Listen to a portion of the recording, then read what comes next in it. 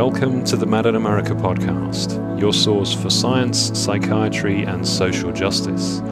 Our podcasts are made possible in part by a grant from the Thomas Job Fund. Hello, this is James, and welcome to the podcast. And this week, our family editor, Amy Biancoli, interviews investigative journalist and author Diane Dimond. But before we get to the discussion, I wanted to let you know that in December, we will be sharing a special episode of the podcast where Mad in America founder Robert Whitaker will be answering your questions. So if you've ever wanted to know more about Mad in America, its mission, or rethinking psychiatry more broadly, now's your chance. Please email questions to askmia@madinamerica.com. That's askmia@madinamerica.com, and we will pick a selection. Please send us questions by November 10th, and be sure to let us know if you're happy to be identified or if you'd prefer to remain anonymous. And now, on to the podcast. Our guest today is Diane Dimond, a longtime award-winning investigative journalist specializing in crime and justice issues. As a freelance journalist, syndicated columnist, and former television correspondent, her reporting and commentary have been featured in newspapers, magazines, and TV news outlets across the country. She's also the author of several books, including Be Careful Who You Love, Inside the Michael Jackson Case, which she wrote after years of groundbreaking reporting on the topic, and her most recent, We're Here to Help, When Guardianship Goes Wrong, recently published by Brandeis University Press. Diane Dimond, welcome. Thank you for joining us today. Thank you for having me, Amy. I appreciate your time. Having read your book, there's so many stories, absolute horror stories, and it's like one after another, these stories of human anguish. But before we delve deeply into that, if you could, for our listeners who aren't familiar with it, and I think even people who are familiar with guardianship don't really fully comprehend it. I think most Americans just don't.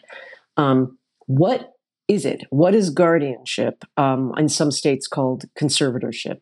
Well, that's really where you have to start, because it's such a secretive court system that most of America doesn't know what the heck it is. Guardianship is a legalized system whereby states help their citizens who need help. Those who need protection because of various maladies, disabilities, physical or mental, they're elderly, they have no family to take care of them, and they're having memory issues. So it's a court system that we really need in this country to help the citizens who cannot help themselves. Now, the problem is, Amy, after 8 years of investigating cases and writing about them in my syndicated column and magazine long-form articles, I discovered that this system has been infiltrated by predators, financial predators, who have quite simply, bastardized the entire system. It's not there, in many instances, to protect people. It's there ready, willing, and able to victimize people. And that's what caught my attention. And thank you for saying there's so many stories in this book, because I wanted to show the various ways that guardianship has morphed into this industry. Really, it's in my mind, I like to call it a racket. It's almost like organized crime in some instances. Yeah, and that really comes through in your book. The abuse, the fact that this is state sanctioned, I mean, like literally, and state run, and it's all behind closed doors. Most people don't know what's going on. There's the level of horror in terms of what people have to go through. And then that horror seems even more extreme because it's secret. It's done in secret. It's not out in the open. Right, and it's allowed because a judge has decreed that someone is, quote, incapacitated. So let me just quickly tell you how it all starts. Anyone, and I mean anyone, from your landlord to your next door neighbor to your angry business partner to your former lover, can go to a lawyer and say, hey, I want some of that person's money or property. What can I do? They're kind of crazy. And the lawyer will inevitably say, oh, guardianship. Oh, this is a panacea, guardianship. It might even be a family member, an adult child of an elderly person, for example, who can't get along with their brothers and sisters about what to do with mom or dad. And the lawyer will say, well, let's write up a petition of guardianship to the court, and I'll just give it to the judge, and he'll rubber stamp it. He or she will rubber stamp it. And that's literally what happens. The judges that hear these cases, Amy, they don't have time to vet what's in this petition. And many times what's in these petitions are just downright lies. And so having gotten a petition from an officer of the court, a familiar lawyer face in front of them, the judge says, okay, guardianship, it's now in effect. And once someone is in the guardianship system, even if it's a temporary guardianship, it's almost impossible to get out of guardianship. Right. And that's the other thing that I think most people are unaware of. The idealized version of guardianship is to help someone who is, in fact, either temporarily or permanently incapacitated by something, whether it's brain trauma, perhaps it's some type of disability, perhaps it's Alzheimer's. Perhaps they just had a stroke and they're going to recover. Right, and they're going to recover, and and usually or frequently it's a loving family member who steps in and takes care and is in charge of their finances. But what the book mostly focuses on, and I know you do early on describe some of those loving family members who actually perform their jobs in a caring and responsible fashion, but the book is looking at the flip side of that, the people who aren't caring, the professional guardians primarily, but also some family members who abuse this profound power to sap resources and essentially take over someone's life and finances. So how many cases did you look at for your book? And because I got the impression that there are many more than you described. How common is this? You know, Amy, I wish I could answer that definitively. Let me throw out some figures for you. First of all, nobody keeps track of guardianships in the United States. Nobody. There's no entity that says, okay, there are 4,000 in Arizona and there are 11,000 in Illinois. Nobody knows. So then how often does an abusive guardianship, a financially devastating guardianship happen? I don't know. But I'll tell you, over 8 years, I collected so many, I could have written a book that was twice as long as this book. I feel guilty that there were many cases I didn't even mention in the book. But here's some stats for you, okay? Every year in this country, state courts hear guardianship cases. The targeted person is declared an incapacitated ward of the court. They are stripped of their civil rights. In most states, a vast majority of states, they can't even hire a lawyer to defend themselves because they're incapacitated. These state courts then confiscate the money, property, investments of all the wards and put it in the name of the guardian. Every year in this country, state courts confiscate $50 billion worth of estates.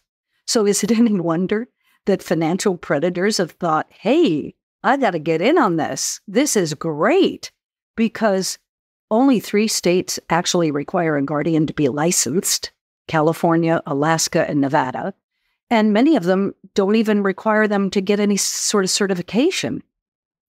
So, you know, it's just a playground for predators. It really, that is what it's become.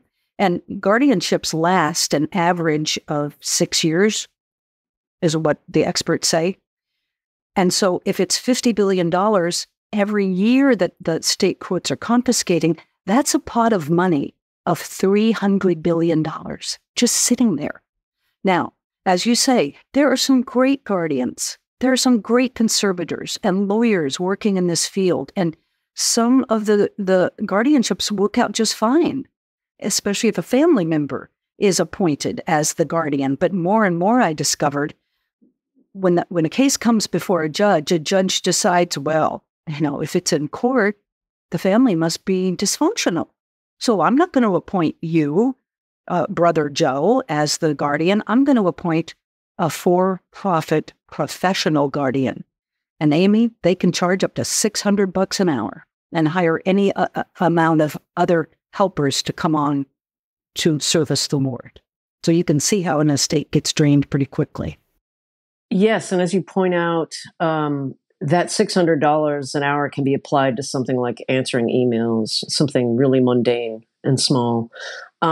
So I would at some point like to hear you describe a case, a specific case. I mean, some of them that really popped out to me include the story of Carl, the young man with disabilities, and there are so many others that just broke my heart.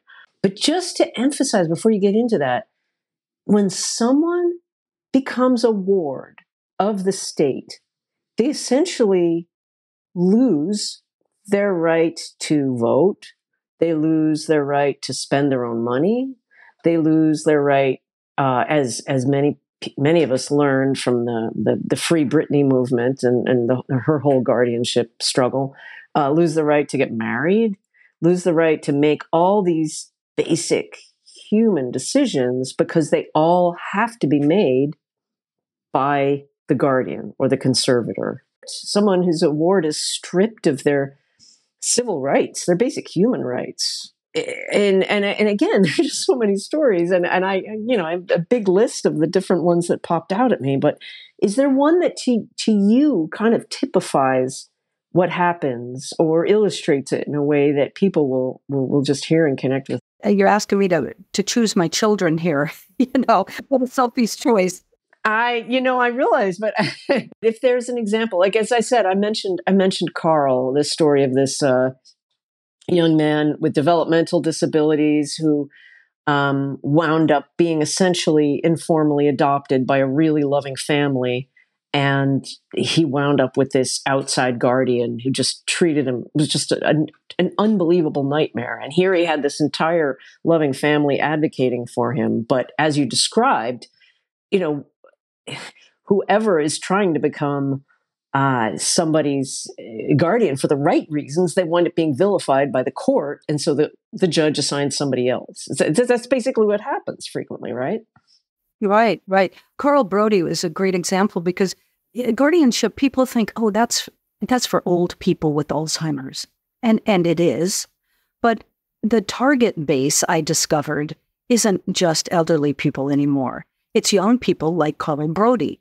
Carl Brody was born to an addicted mother who neglected him. At the very least, she neglected him. And the school bus driver, a wonderful woman, sort of adopted him.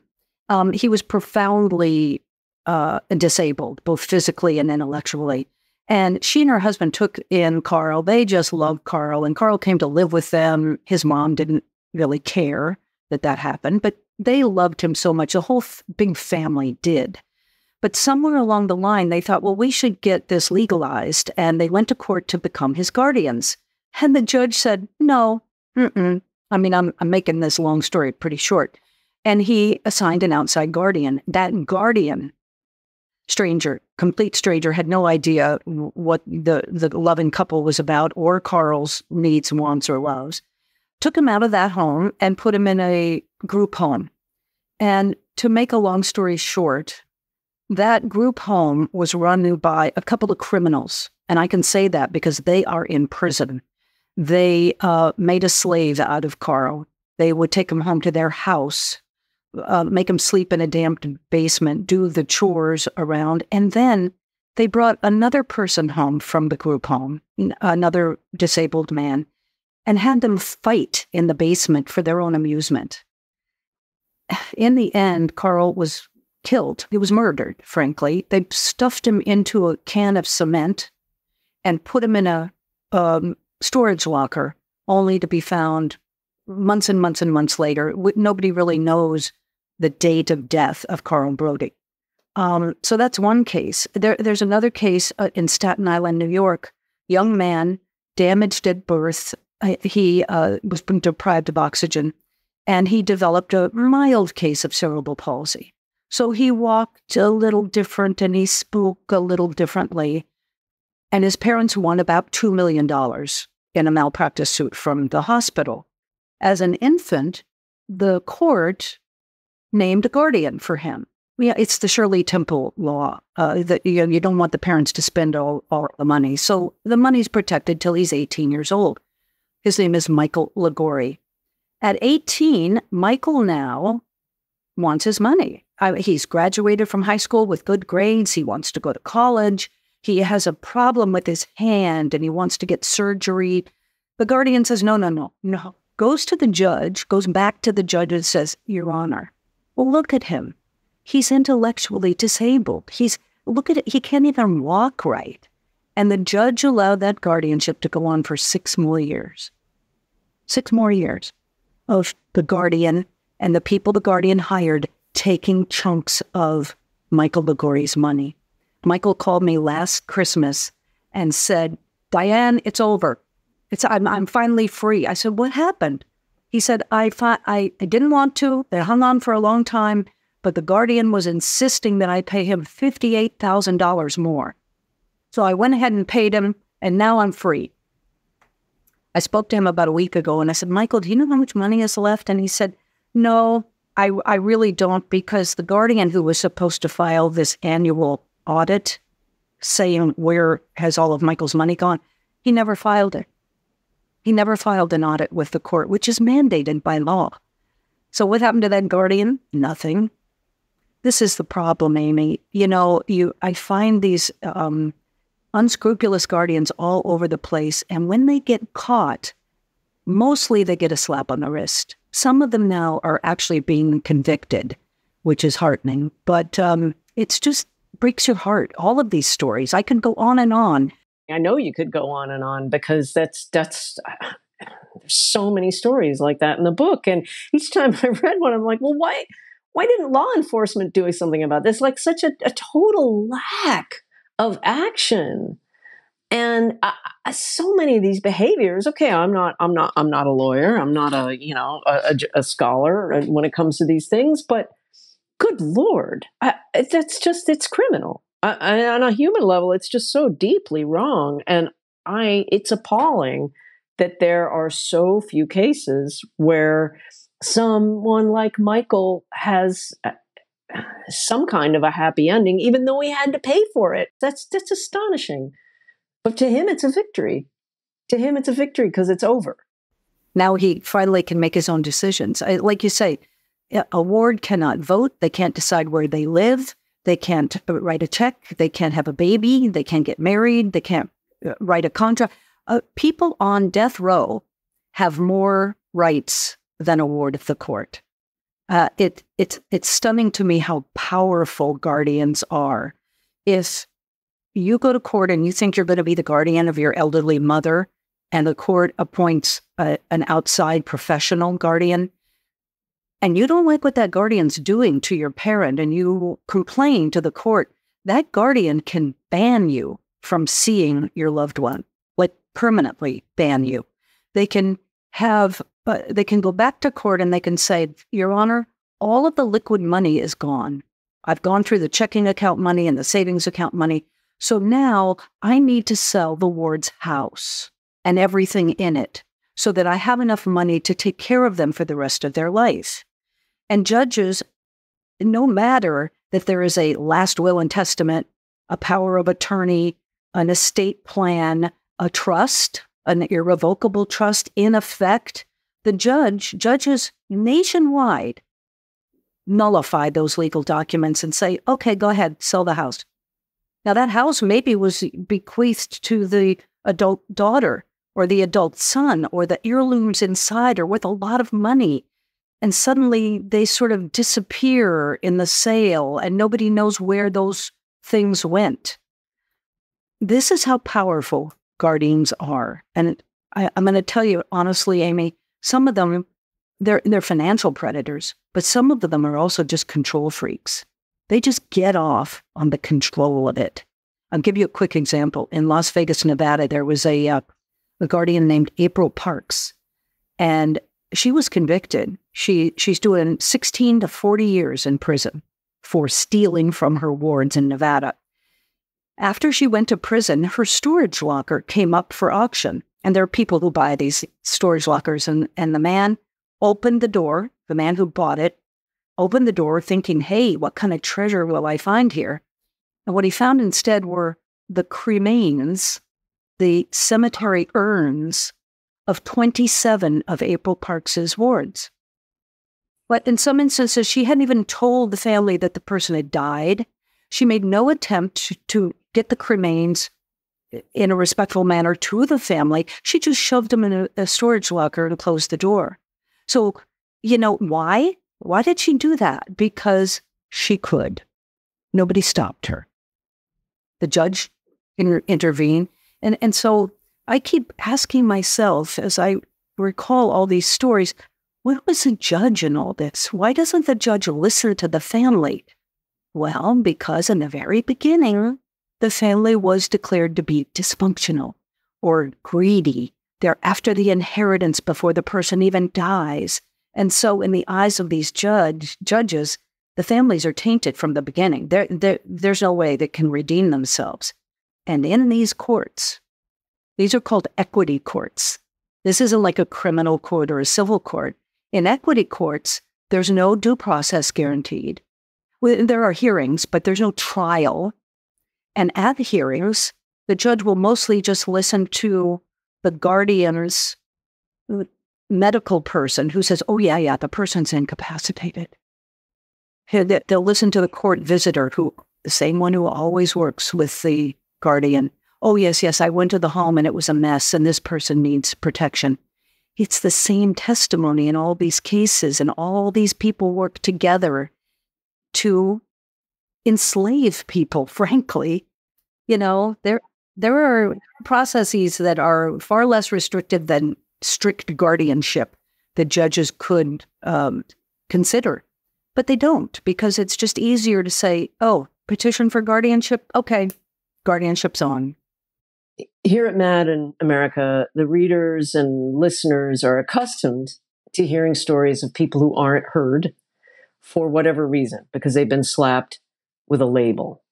And you do give some examples in your book. For instance, a young woman in Virginia, I think, she'd been diagnosed with depression, borderline ADHD, and she was guardianized. She was making an argument for freedom from guardianship because she enrolled in college, she has a decent GPA, she's obviously functioning, but because she's been labeled, she has been deemed by somebody in the courts as incapacitated, however they might define it, she's stuck. She was stuck with that. And that's not a surprising story to anybody who listens or reads here at Mad in America, because that's so common. Once we label someone as somehow problematic, diagnosed, whatever it is, then we stop listening to them and we stop taking them seriously and we start stripping their human rights. Now think about what you just said. Is that the society we want to be? Is that what we do to people who have temporary issues, mental or physical issues? We take them and we warehouse them away somewhere with a minder that can keep them away from everyone else. And oftentimes I discovered over-medicate them to ensure compliance. Is that the country we want to be? Let me quickly tell you about a woman down south who, 38 years old, single woman, successful, bought herself a condo, she had a car, she had money. You see, guardianship abuse happens with people with money. Keep that in mind. While she was in a coma, she was guardianized. And when she woke up, she found herself in a group home where she recovered. But she's in guardianship. She's, quote, labeled, as you say, incapacitated. And she couldn't convince the judge, hey, I'm okay now. That group home owner put her to work. She became the housekeeper, the grocery shopper, the computer. She was on the computer keeping the dosage of medications going to all the other residents. She really became enslaved. It took her years to get out of that guardianship because the judge just wouldn't hear her. Couldn't imagine that somebody could get better from a traumatic brain injury. Give me a break. What century are we living in?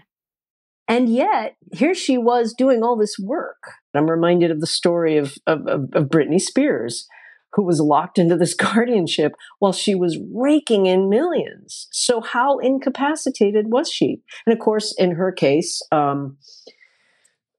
such a long story of her own. But in her case, she was stuck in guardianship for 14 years before she finally got free of it. And for a lot of people, that was the aha moment, when they understood or saw, at least for the first time, an example of the problems with guardianship. And you do talk about her quite a bit at the beginning as an embodiment in pop culture of what's wrong with it. And, I went back and really did some investigative work on that. And I truly believe that her guardianship, conservatorship, they call it in California, was established illegally. The judge in the case, well, you'll read the story in the book. I think the judge in the case pulled some strings and appointed her favorite guardian, Sam Ingram, to be Brittany's guardian, co-guardian with her father. And Sam Ingram made $10,000 a week for almost 14 years off Britney Spears, while she's dancing and singing in Las Vegas and being a judge on the TV talent show and, as you say, raking in millions of dollars. And there's a California law I discovered that anyone who's a ward of the court who makes money should be given that money. But she never got it. I mean, she had a little allowance, but that whole case really woke up America, I think. But still, because it's such a secretive system, the courtroom doors are closed, the case files are often sealed, there's frequent gag orders issued. It's all under the guise of HIPAA protection. There's this federal law that protects people's medical information. And so that's a really convenient cloak used to keep everything secret, to keep the rest of us really in the dark. That's why I wrote this book, because I got those case files and I talked to people who didn't care about the gag order. They just wanted to tell their story so badly. And it was a lot of work, but it was a real a passion project for me. It took you how many years? And I know, obviously, you've worked as a reporter in different capacities over those same years, but how long did you spend? How many years did you spend researching this book? Well, since 2015, so about 8 years. Yeah, I first heard of a case in my home state where I grew up, New Mexico, but I couldn't report on it because I couldn't get the court documents, and it was one of my dear friend's father who had been guardianized, and I just had to tell her, I'm sorry, I believe what you're saying, but I can't confirm it. As a journalist, I have to have documents or other people confirming what you're saying, and I couldn't crack it. And then a few months later, coincidentally, a private investigator I work with told me about a case in Pennsylvania. So New Mexico, Pennsylvania, both elderly people, both held under guardianships that they did not want, that siphoned off their multi-million-dollar estates. And so I began to write about the case in Pennsylvania, a woman named Betty Winstanley, just a fascinating woman. She was so interesting to talk to, and I actually went to a court hearing with her. And when it was discovered I was there, I got tossed out of the courtroom. But I wrote about her in my syndicated column. And once I began to write about the exorbitant amount of money her guardian was charging, because I had the spreadsheet that the guardian had sent to the court. Don't ask me how I got that, but I got that. I started to write about Betty Winstanley's case. And Amy, I cannot tell you how many dozens and dozens of people contacted me from states across the country saying, me too. Please tell my mother's story, my brother's story, my sister's story, my dad's story. And I realized this is a nationwide problem. Nobody's writing about this. Nobody's talking about it. I did find a few little news articles here and there about individual cases, but nobody had taken a nationwide look. But I'll tell you, I found that there are some 2 million people in guardianship right now. Now, we heard about Britney Spears, but there are 2 million others living under guardianship now. Some of them, the situations might be just right. Again, it's a family member who knows what the ward wants out of life and what their goals were. If they're the guardian, that's great. But that's not what this book is about. This book is about all the ones that ran off the rails and enriched predators working within this system. Yeah, and enriched is the word too, because one of the stories you tell concerns Marian Kornicki, whose story is familiar to people who read Men in America. And in fact, in your book, you refer to her piece from January of last year, Guardianship Destroyed My Family. And she describes this nightmare situation. And at one point, she uses an analogy, a metaphor that I think someone else used as well, which is, she said, basically, guardianship was used to turn us into human ATM machines. So basically, whoever happens to be guardian or conservator of someone with wealth, they can basically do whatever they want with that person's money, which is, you read it and you go, good Lord. Well, one other piece of it that I want to ask you about is the way wills are completely discounted. So someone might have expressed their desires. They might have said, oh, yes, I would like to live in this little house and be near family, and then I want to leave my money to X, Y, and Z.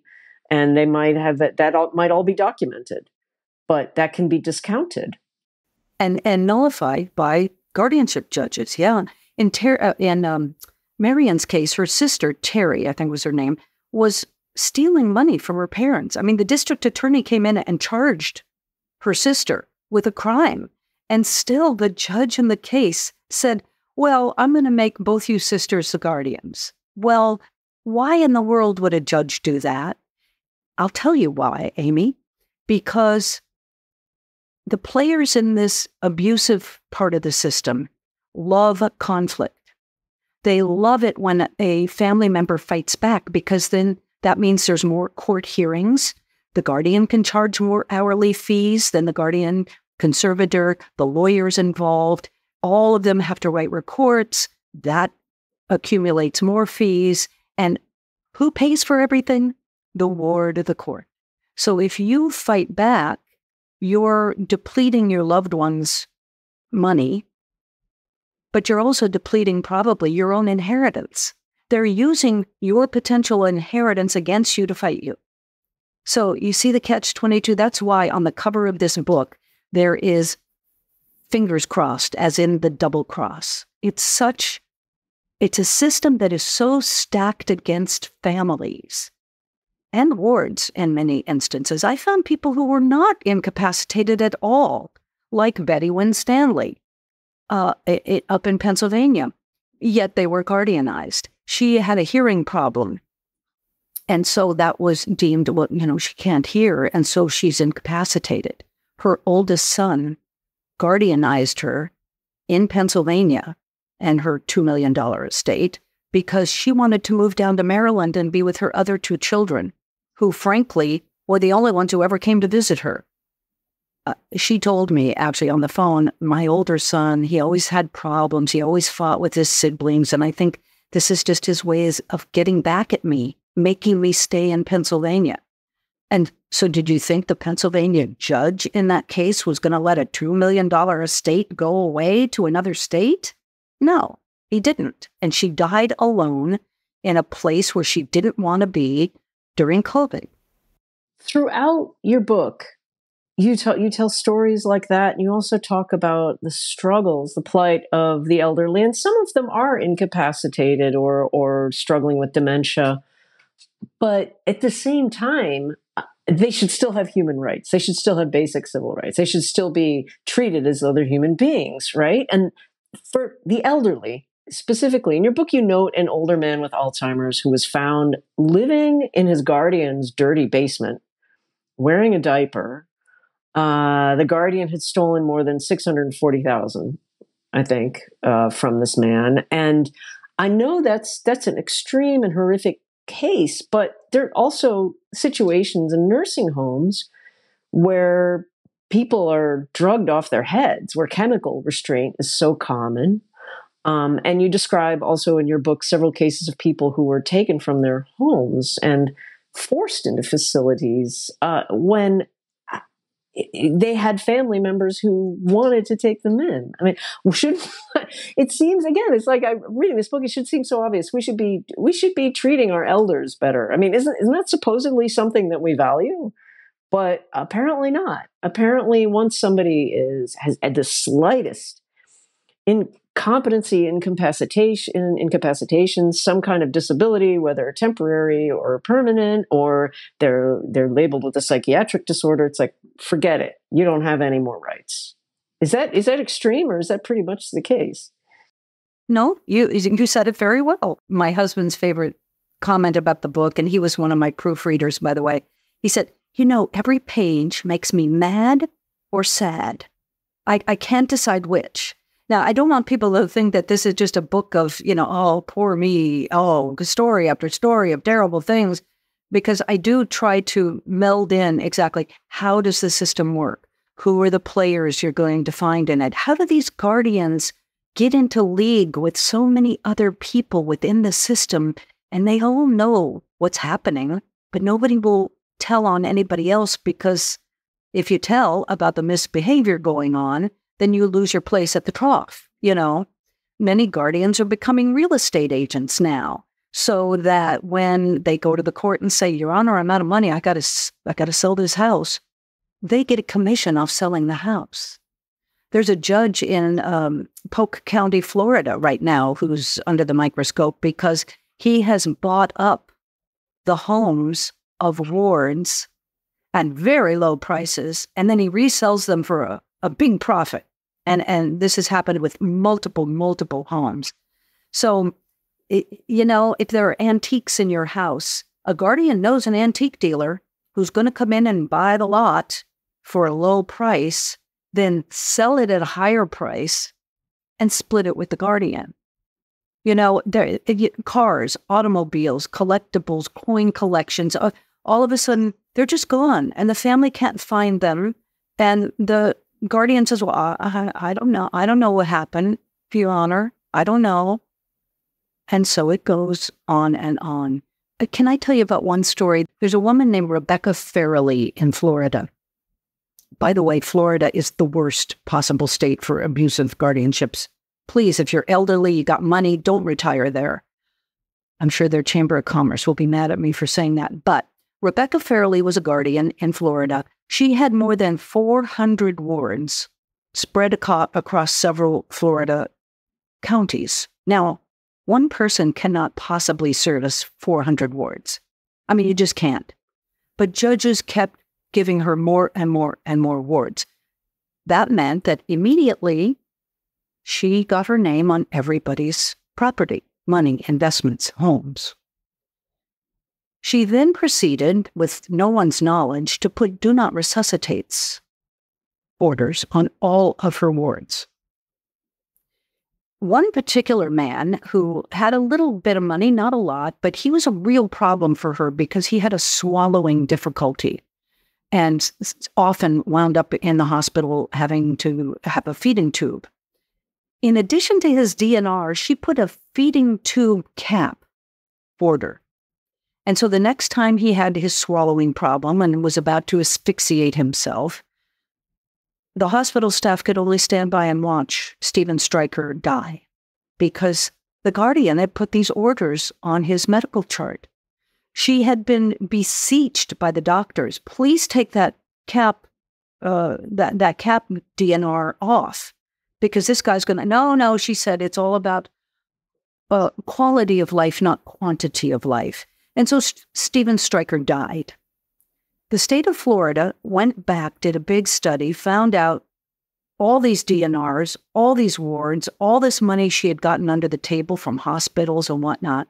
When it came to the court session, she was charged I mean, she had been charged with dozens and dozens of crimes in the beginning, but by the time the trial came around, one count of neglect of an elderly person. What was her, this is not in the book because the sentence came too late. 4 months probation. 4 months probation. Yes, and Rebecca Farrelly has now registered herself as a life coach in the state of Florida. So it would be my recommendation, if you need a life coach, you might not want to choose Rebecca Farrelly. Wow. So what other recommendations do you have for people? What other advice do you have to people listening and to their families in terms of avoiding a guardianship themselves or the family members? What would you say to people?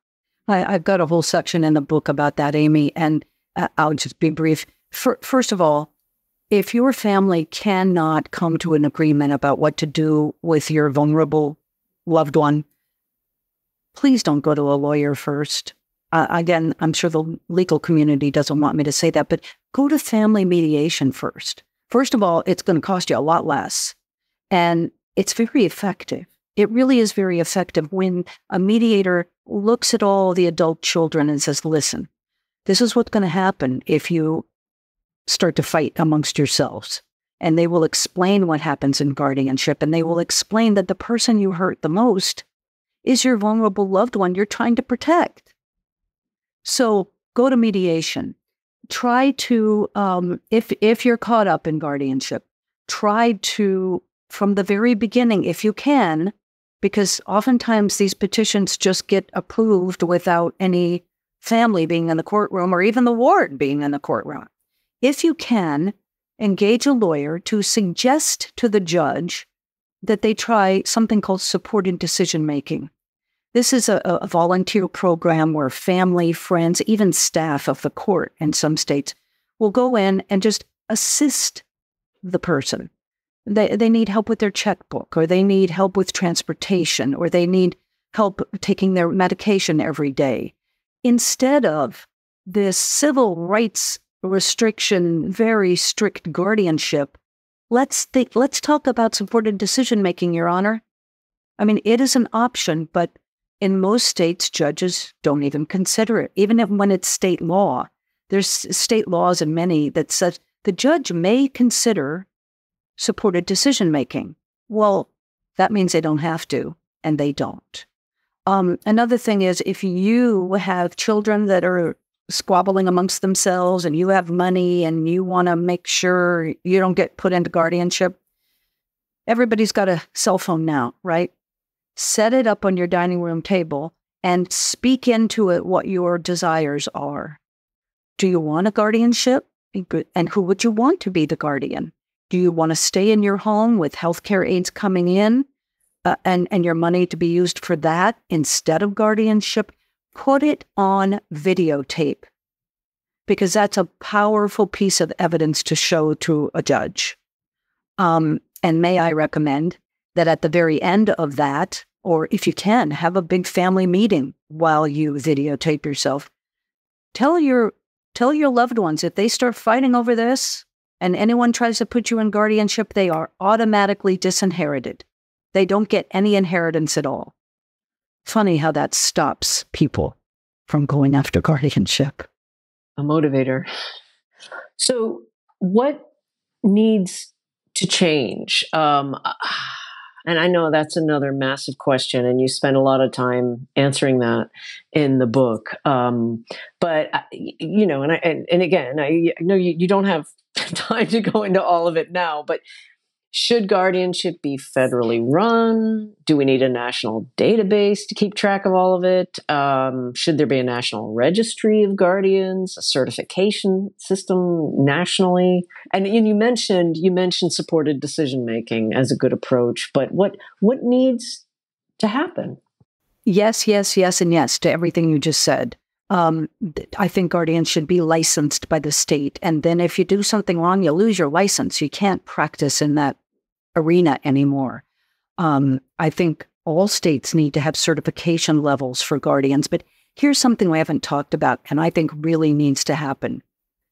When a guardian is found doing something wrong, like we have talked about here, and I talk about it ad nauseum in the book, they need to be punished. Because if a guardian can keep getting away with it, as Rebecca Farrelly did, for example, as April Parks in Nevada did, as a woman named Susan Harris in New Mexico stole $11 million from her warrants. She's doing 47 years in prison, by the way. They need to be punished because that sends a signal to other bad actors. Hey, you better be careful. You better not do what you're planning on doing. In addition, when guardians tell loved ones, I'm sorry, you upset the ward, you can't visit anymore. And you go to the local police department and you say, hey, I can't get in to see my elderly mother anymore, or my disabled brother. The guardian won't let me. You know what the law enforcement says? They say, sorry, there's a judge has ruled that there's a civil order. We only deal in criminal matters. You go to the district attorney, you go to the attorney general's office, they all hands off. A judge has ruled. They don't want to go up against a sitting judge's order. And so I think law enforcement needs to start paying attention to the fact that no matter if there's a civil order in effect, if someone is being held against their will, that's kidnapping. If someone's money is disappearing, that's either extortion or fraud or embezzlement, or there's all sorts of laws that law enforcement should be looking into, and they just don't. So I think that needs to change as well. And basically, we all need to start educating ourselves on guardianship, because even if you have a small military pension coming in every month, or you are disabled, totally disabled, you get $10,000 a month to care for you. Well, a guardian can step in and put you in a group home, an unsavory group home, that costs $3,000 a month.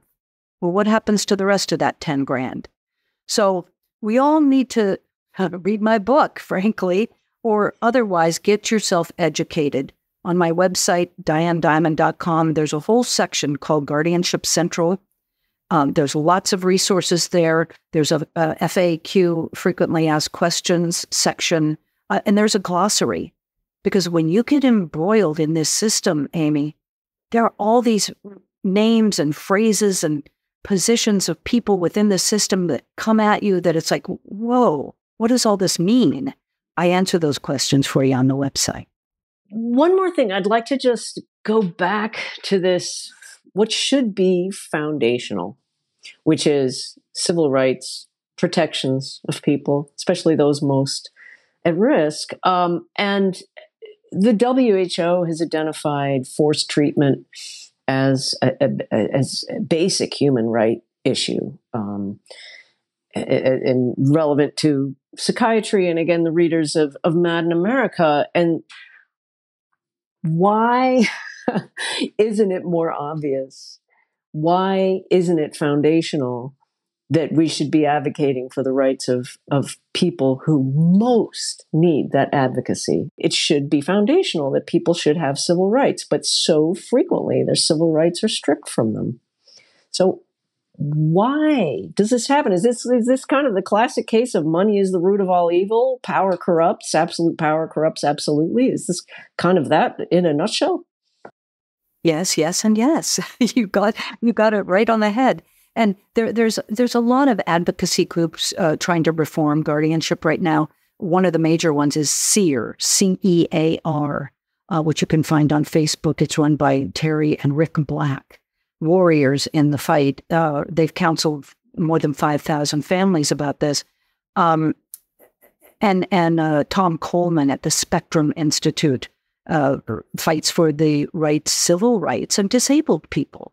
And again, what kind of country are we that we take the supposed or actual most vulnerable people and hold them incommunicado, strip them of their rights, put them in places where they don't want to be, give them no voice of their own? I just don't understand it, except to say nothing changes because of the lobbyists, the lawyers, the guardians, the guardian ad litems, the nursing homes, the hospital lobbyists.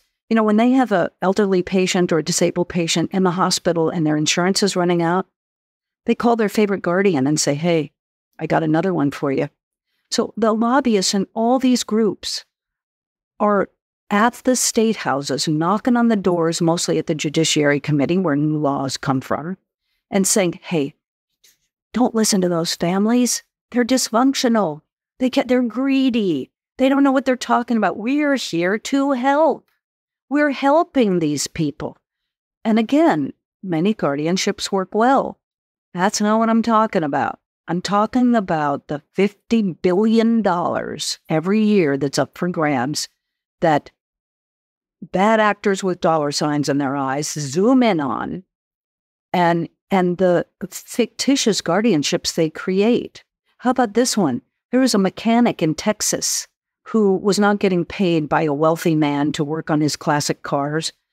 The elderly man was having some memory issues. So he went to a lawyer in Texas and he said, what can I do to get this guy to pay me? And the lawyer said, well, why don't you guardianize him? And it worked. Suddenly this car mechanic in Texas, was in charge of this multimillionaire's entire estate. He got his $30,000, $40,000 he was owed, but he was in charge of the man's entire wealth.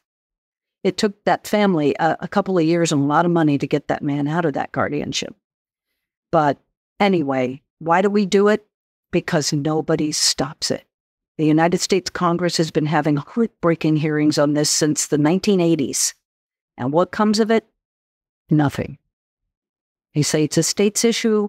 We can't do anything. Well, I call BS on that, Amy, because the Department of Justice goes into police departments, states' police departments, when they think there have been civil rights violations, and they put those departments under watch, and they give them rules and regulations that they have to follow to keep civil rights safe. Well, why can't they do that with guardianship? The answer is they can if they wanted to, but they don't.